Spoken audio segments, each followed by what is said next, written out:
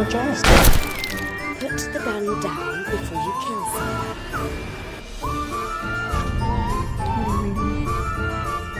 Teenage Girl's Diary.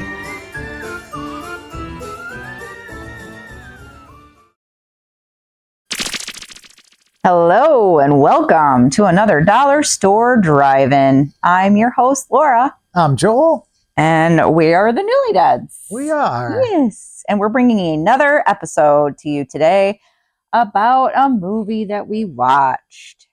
If this is your first time watching, thank you very much for joining us. We are happy to have you here. And if this is not, welcome back. We missed you. Come and set a spell. Set a spell like Shaggy, who you just saw in the, while we chit chat. as soon as we started. But for those of you that, if this is your first time watching, we've got some criteria. So this is a little chat show that we have where we watched a movie previous, and then we're going to talk about that movie today. The criteria is the movie has to be at least under $5. It needs to be a horror, sci-fi, or thriller genre.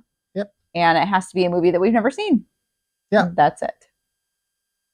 We used to I like how you say you're like, that's it. Well, we used to say that, it needed to be found in the wild, but then I'm like, does it though? Because we've rented movies before and that's not found in the wild. And we get stuff gifted, and we get stuff gifted. This movie was gifted. This movie was Gifted? Gifted, yeah. Yes. This is was an one of Anne the movie. gifted ones. Yep.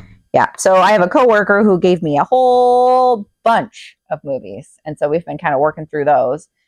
We have not seen this before. Nope. But there are some popular, now popular character for sure in it. Actually, I should say actor. Actors.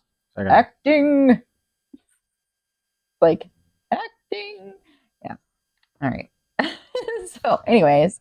Quoting The Office. I am Michael quoting The Holly. Office, and they're quoting Saturday Night Live. Saturday Night Live.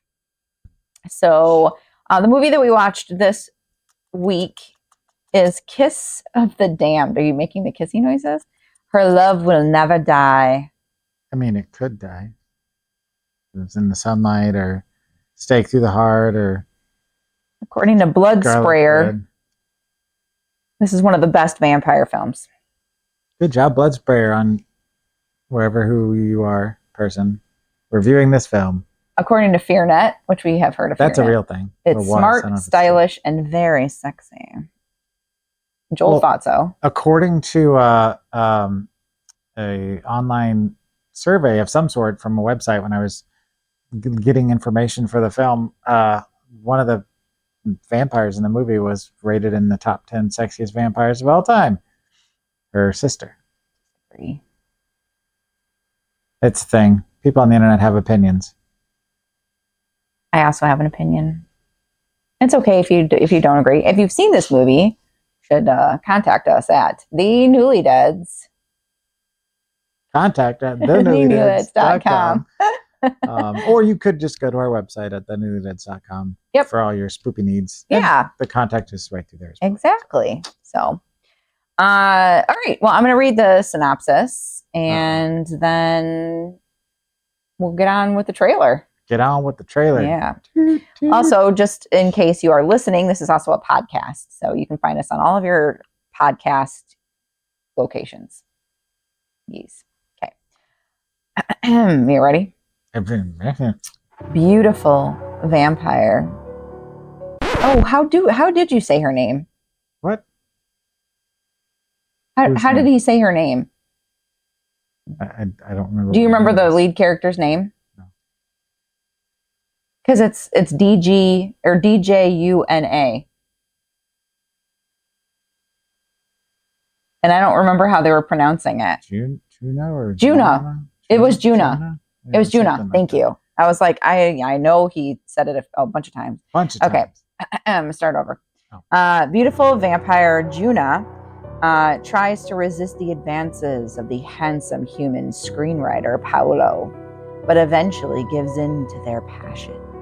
When her seductive and highly volatile sister, Mimi, unexpectedly comes to visit, she threatens Juna's new relationship, and the whole vampire community becomes endangered. So, Rated R. rated R. Very rated R. For bloody violence, strong sexual content, nudity, language, and some drug use. I'd say There all of was that some is drug accurate. use. Yeah. There was definitely a lot of nudity. And there was some drug use. Yeah. But I don't, yeah. No, that's all accurate. Yeah. All right. So let's get on with the show here. There is a trailer for sure. And the trailer is coming from over there. Yeah. And it's a very fancy trailer. What does that mean? Like, it looks like an old-timey carriage. Oh. You know? Okay. And that's it. Okay.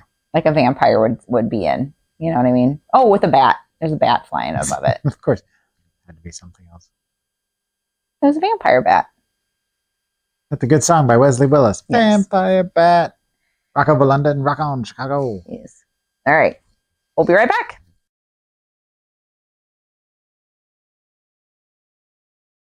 I'm Paolo. Trina. My name is Inigo Montoya. You killed my father. Prepare to die. Is this about your illness? Yes. Whatever it is you have, I will deal with it. Just let me in.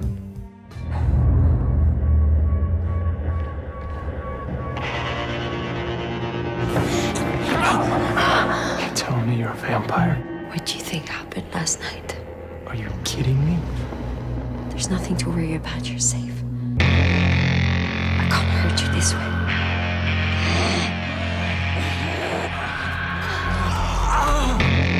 My world belongs to you now. I will teach you everything I know. Everything just feels so heightened. I can't believe how much I was missing. A little amuse-bouche, everyone. Pardon? This isn't their world. It's our world. But we are the monsters. Hi, I'm Mimi, Jenna's sister. I'm worried. She's not stable. Where am I supposed to go, Jenna? To a hotel? She's completely out of control. What is she doing? She'll be gone soon.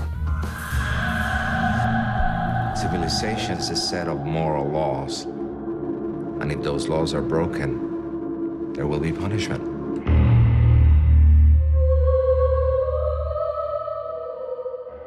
He's gonna offer to buy you a drink. You thirsty? Come here and kiss me.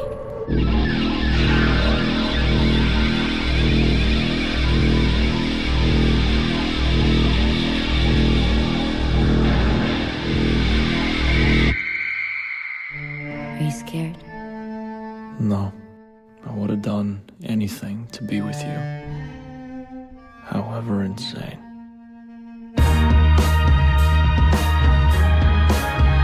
Sure, mate. First 100 years are insufferable, but they do get easier.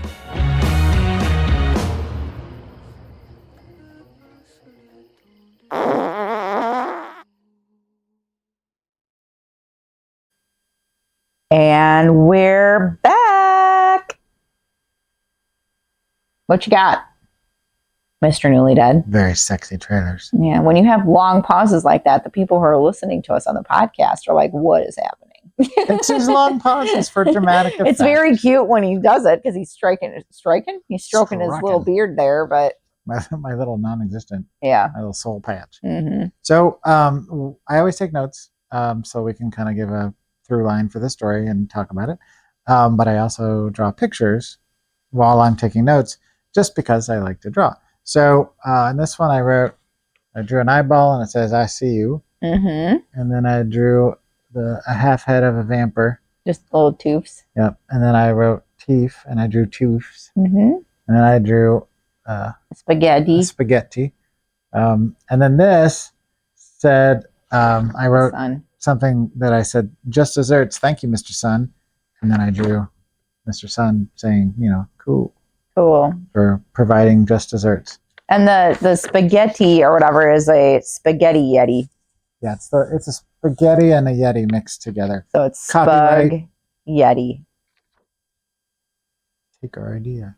Yeah. I don't know. Somebody's probably already done it somewhere. I'm sure. So this film was Kiss of the Damned from 2012. Currently sitting at 5.5 out of 10 on the Internet Movie Database.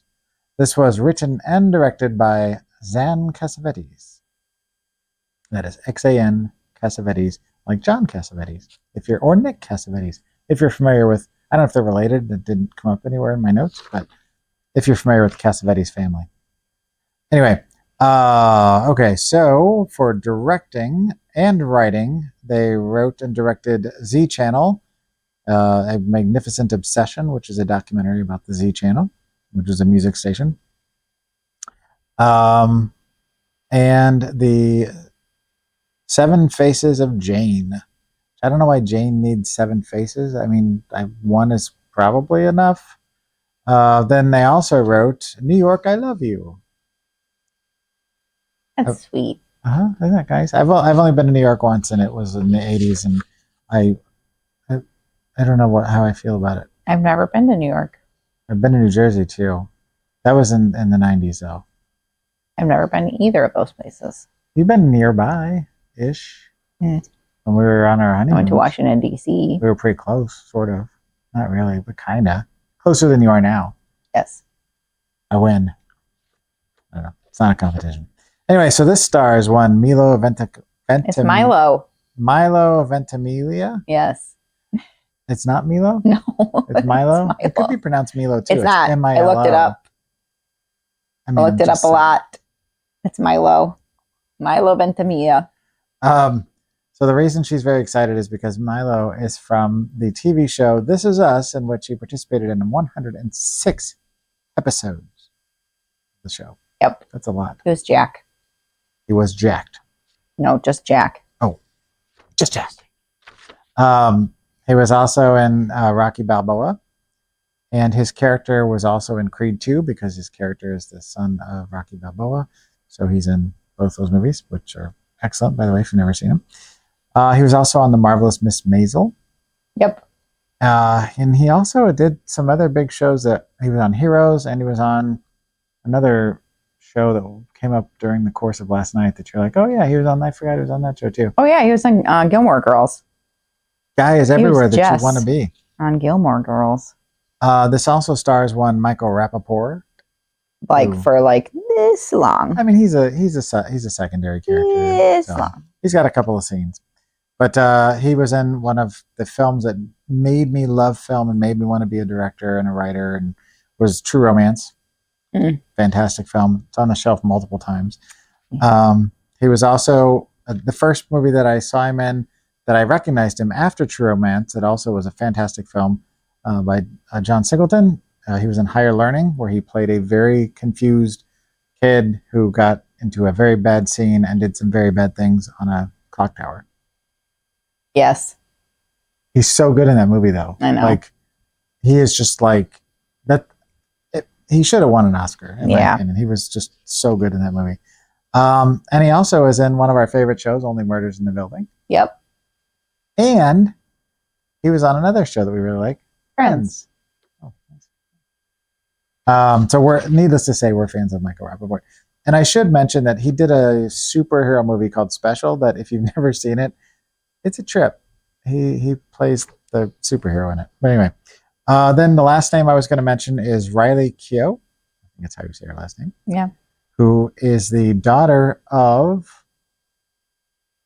somebody. Insert here. Is it Steven Spielberg? Oh. Maybe. I don't know. I'm going to insert it here because I'm forgetting and I should have wrote it down. She's a famous daughter of somebody, but she didn't use their name because she wanted to kind of make it on her own without that, I guess. But she's doing quite well. She was in Magic Mike. We've both seen. Mm-hmm. She was in The Lodge, which we've both seen twice together because we watched it a second time not on purpose because we couldn't remember if we'd seen it. I know what movie you're talking about. Yeah, where they're stuck in the lodge and they can't get out, and it's really depressing. Yeah. She was in Logan Lucky, which is a really underrated Steven Soderbergh movie. Really good. Adam Driver and that other guy. That's James Bond currently for now. Mm-hmm. Why can't I think of his name? Yep. I keep wanting to say every other name in the book but his. I can see his face. His name is James Bond. It is James Bond. I'm even looking at the cover like Skyfall and Spectre, and I can see him posing with his gun and his martini and looking all handsome faced. And his name is Robert Paulson. That's what I was just thinking, and that's not it. Anyway, if you've not seen any of the new James Bond films, he's fantastic. If I could just remember his name, it'll come to us. And he was in It Comes at Night, probably the most disappointing of the, or she was in It Comes at Night, probably one of the most disappointing movies. It was really good, but then you got to have some sort of payoff, and it didn't pay out anything at all, which is fine sometimes. But I felt like it needed some sort of a payoff, which is sad. Yeah. I can't think of his damn name. Okay, let's keep going. Jimmy Jojo Shabadoo. Yep, that's it. That's it. I'll put it down here. Okay. Oh, Samsonite. Oh, wait. I was way off. No, yeah, it's not Samsonite, though. It was Swami. Oh, yeah, it is Samsonite. It's Samsonite, yeah, because he's looking at the briefcase and he's recording Dumb and Dumber. Okay, so at this point, my wife turns to me and says, "What'd you think?" And we say we have probably differing thoughts Daniel on this film. something. Craig. Yeah. I just had to stop thinking about it for a second. I should have done this number instead. Oh yeah. Pumpkin smash. I was thinking just a straight up that. But all three of those work really well, and they'll give me something to play with, the special effect. Anyway, so yeah. First of all, it started out with some really pretty keen music that reminded me of Goblin's score from Dawn of the Dead 1978. That dissipated kind of quickly, and I don't remember it coming back. And this movie was very much like a roller coaster in the fact that sometimes I liked it, sometimes I didn't like it, and sometimes I thought it was dumb, and sometimes I thought it was really clever. And it was just, I guess, inconsistent is the best word, because like I firmly, am good with a movie where there's somebody that they see somebody for the first time, they fall in love, they run off, and either they fight and they end up, burning out quickly, but there's that, really strong kind of passionate hour and a half a movie, or they realize that they should have always been together, and maybe there's a little bit of back and forth, and then they end up dying together at 100 years old.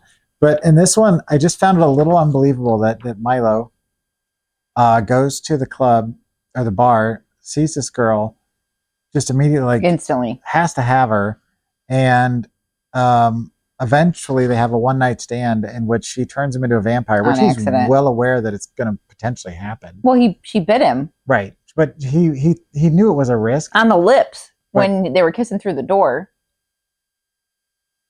Why did that turn him then, though? It did. Like, he started feeling funny. Before they were actually... And then she, but he wasn't completely turned into a vampire yet. He was just like, and then he's like, there's something wrong with me or whatever. And she's like, come on in. A familiar or something like that. I don't know. I kind of missed that aspect of it. Yeah. Anyway, so they have some really erotic cuddling, and all of a sudden he's like, vampires for life, and he's all good with He unchained her, and then he was like, let's do it. And then it got she was chained up, cuddly.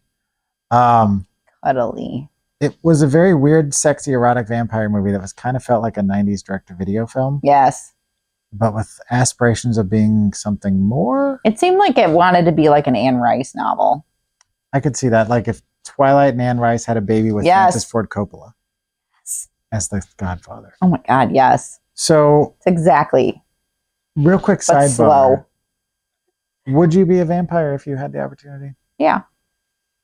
It depends. Well, it depends. It depends.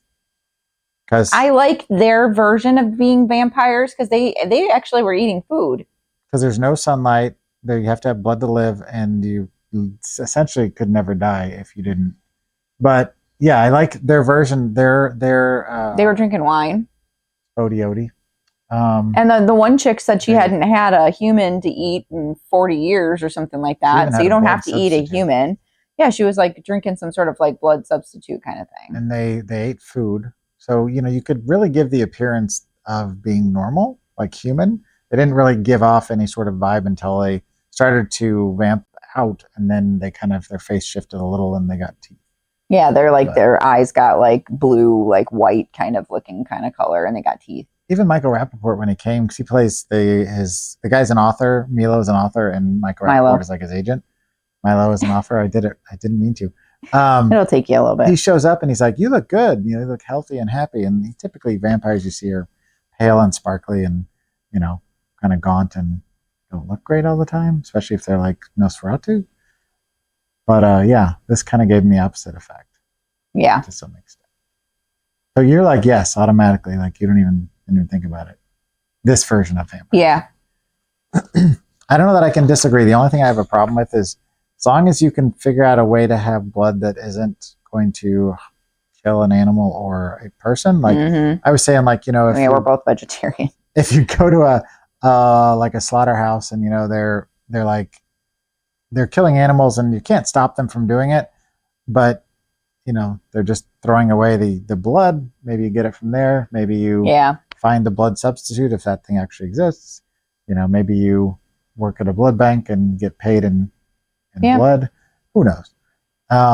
But yeah, it would finally give me enough time to do all the things I want to do. And if you're good with squirreling away investments, you eventually are comfortable. It's going to take a little while, but eventually you start living off the interest. Right. Eventually. Someday. I already talked about that. Oh yeah, it got a little off the rails when the sister showed up, but that was the point. She was the antagonist. Yeah.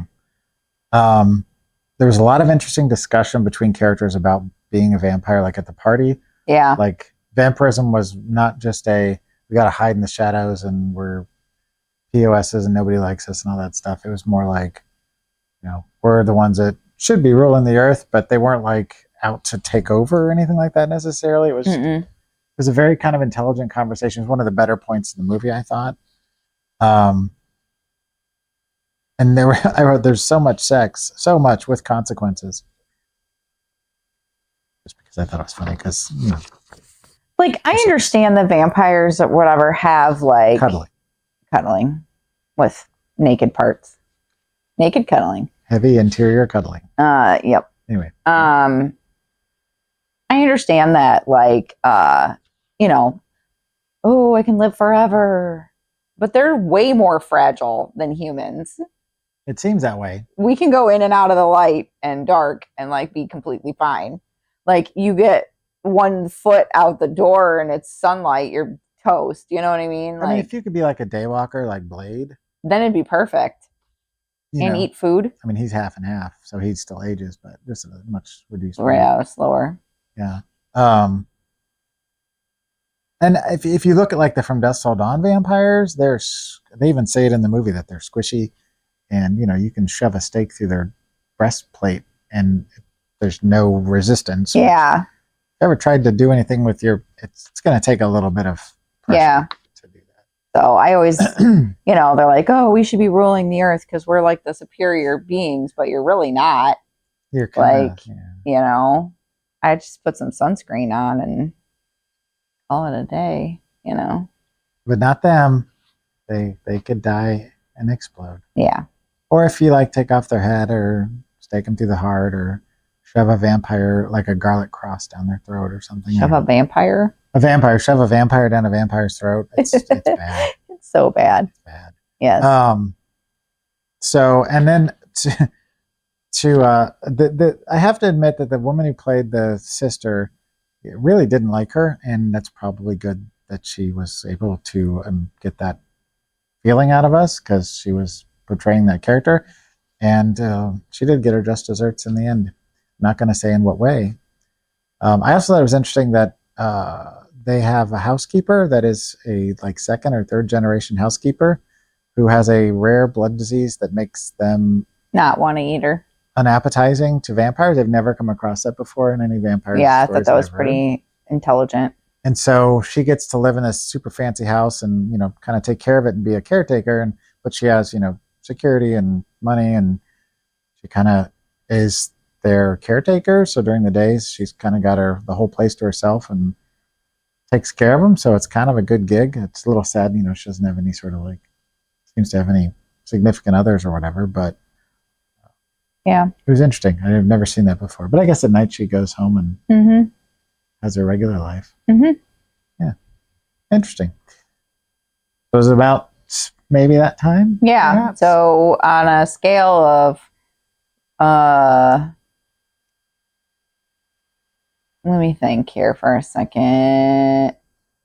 I don't want to say teeth because that's like too obvious. Oh, shot glasses of blood. Oh, because they were drinking like little shot sure. glasses of blood. Which instantly, if you have blood, if you ever work with blood, I used to work at the blood bank for about 7 years. If you ever work with blood and pour it out of a container of some sort, it will stick to the sides. It's very thick and sticky. It's sticky. Yes. So out of blood. But if you ever had a blood bag explode and pour all over your feet and hands and body, it's an interesting sensation. Yes. Ew. I had to have.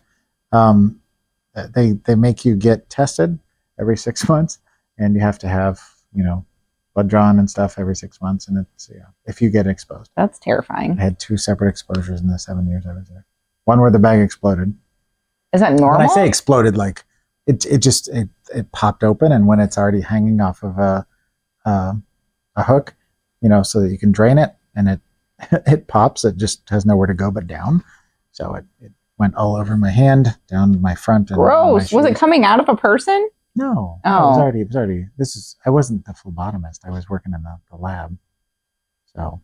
Oops. It was very warm, very pleasant feeling, but then it started to get sticky, and you had the problem of. It was still warm. Yeah, because they just got back from a remote, So it did like just come out of a person.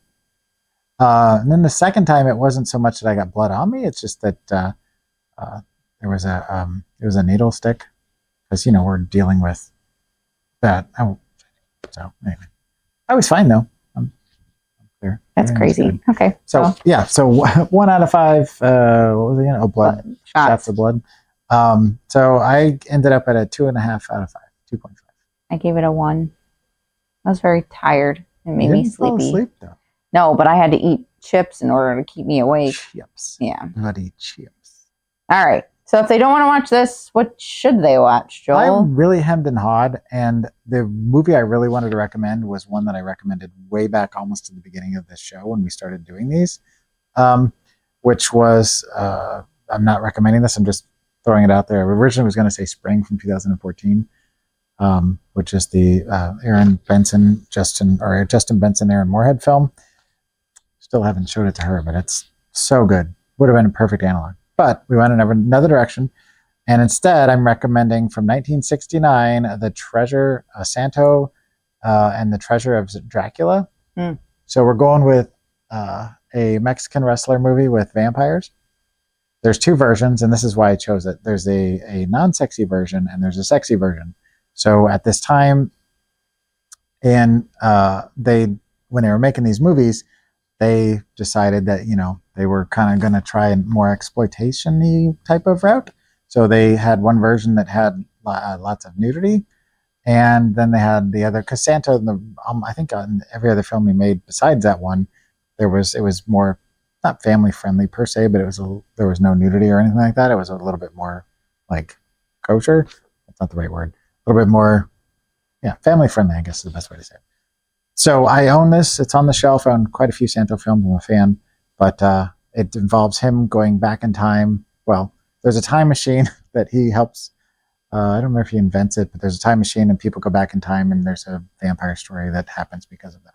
Okay. So Mexican wrestlers going back in time and vampires. If you like that, check it out. I'm going to blow this one up. You are? All right. So what are we watching next week? So next week, out of the big box of fun, we have a big collection of fun. Oh, right. It is the first film on the list there. Dracula 2000.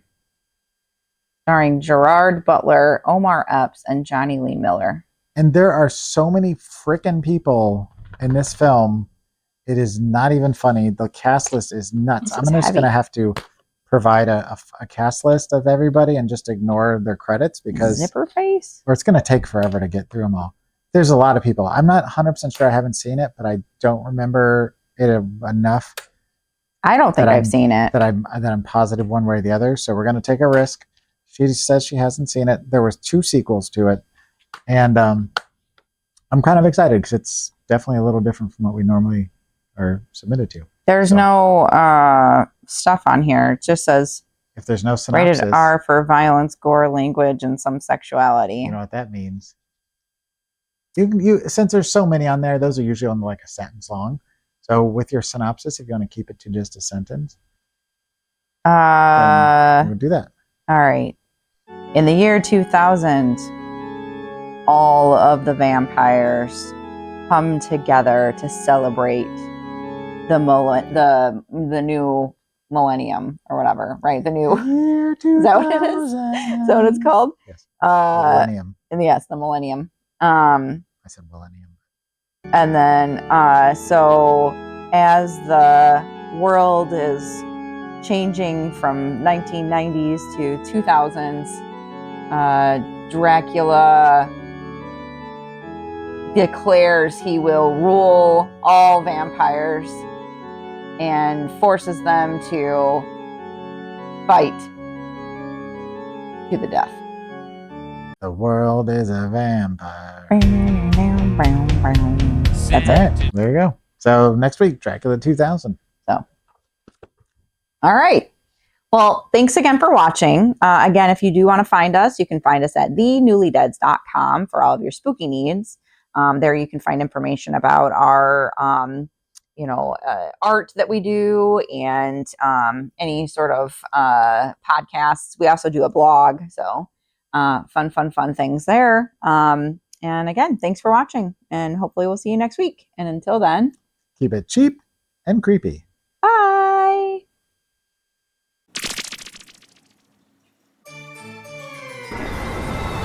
Go look after your mother and sister. Where are you going? I'm gonna finish this.